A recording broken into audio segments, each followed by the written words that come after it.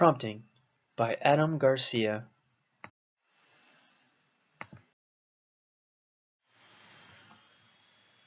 First off, let's start with what is a prompt.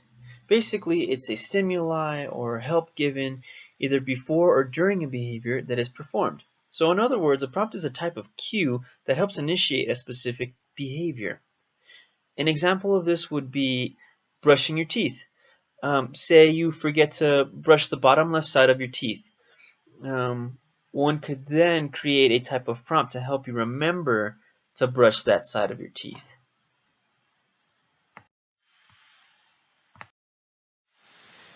Importance of prompting. This is very important when you're trying to teach a new skill because it helps you achieve correct responses, but it also helps you break it down even better. So this helps the learner understand what exactly it is that you want from them. It also helps them to gain access to reinforcement faster, so that way they're not so frustrated because they don't understand what you want. So this really helps both parties, pretty much. One thing to note, though, is you have to make sure you choose the correct prompt. Otherwise, you create prompt dependence.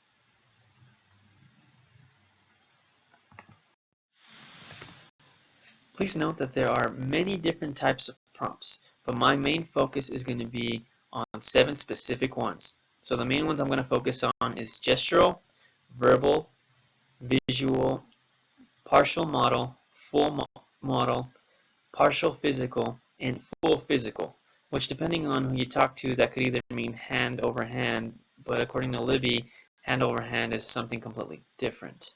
Very close, but quite different. So before I start talking about my 7 prompts, I just wanted to give you a quick list of other types of prompts.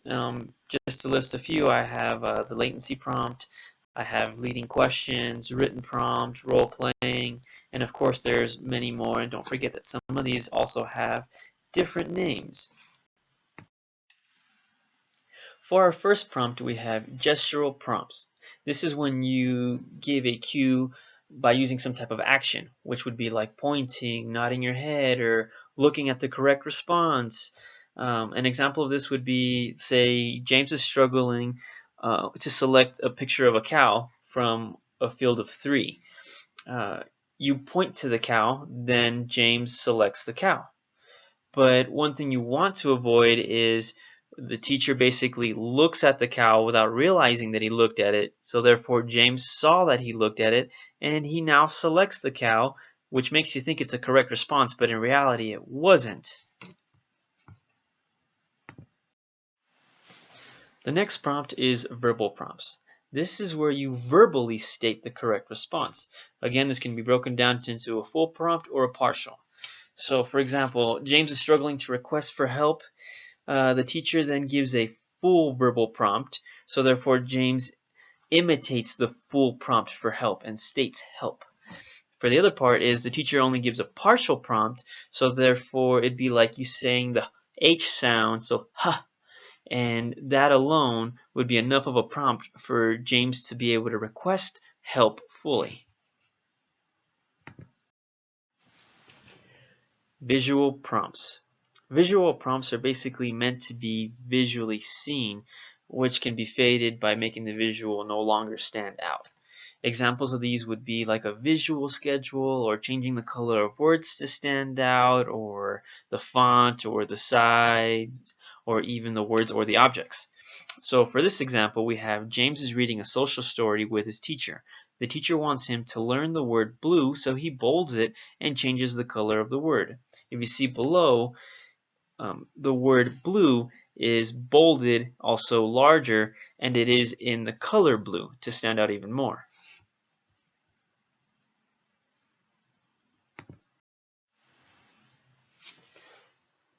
Partial modal prompts. This is basically when the teacher acts out the desired behavior, but only does part of it instead of the whole thing. So an example would be showing a video, but pausing the video right before the full behavior is shown, or acting it out, but you have to stop before you do the full thing. So an example would be like state, James is struggling to wave his hand as a greeting. So therefore the teacher will raise their hand, but they won't wave it. They just raise it just long enough to be able to create that partial prompt for the child to understand, oh, I'm supposed to wave my hand side to side. Full model prompts. This is basically where you act out the entire behavior that you're trying to get. So basically, you could either do it like where you model it, or you could have a peer model it, or even through video. So for this example, say I'm trying to get James to clap. Partial would be I stop right here. My full would be I do the entire thing. Next up, we have partial physical prompts. So according to Libby, this could either be like a shadow guide where your hand is hovering above theirs just to kind of show them where it's at, or you're lightly guiding them by touching them. Basically, on the arm, you're pushing their arm towards whatever it is you want them to do. So it's a light guidance towards the correct response. So an example of this would be guiding the learner to put something in the trash by having the trash can already near them, and you're basically pushing on their arm towards the trash so that way they can drop it in the trash can. But please note that any type of physical prompt, please be careful with any type of joint. You do not want to press on any joints. The final example is full physical prompts. This is when an instructor guides the patient by fully grasping their hand for guidance. Please note that this can also be any other type of body part, like if you're trying to teach a patient to kick a ball, you grab them by their foot and you help them through the entire motion of kicking the ball.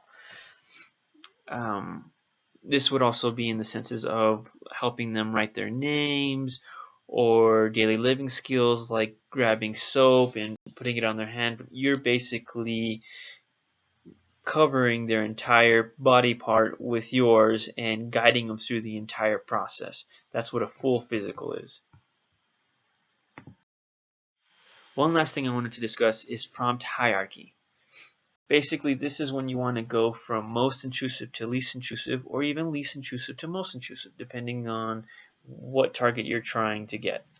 So for example, for physical prompting, you'd start off with full physical, and then partial physical, then full model, then partial model, then gestural. As for verbal prompts, you'd start off with full verbal, then partial verbal, then receptive prompt, then leading question. Again, it really depends on the target that you are trying to get.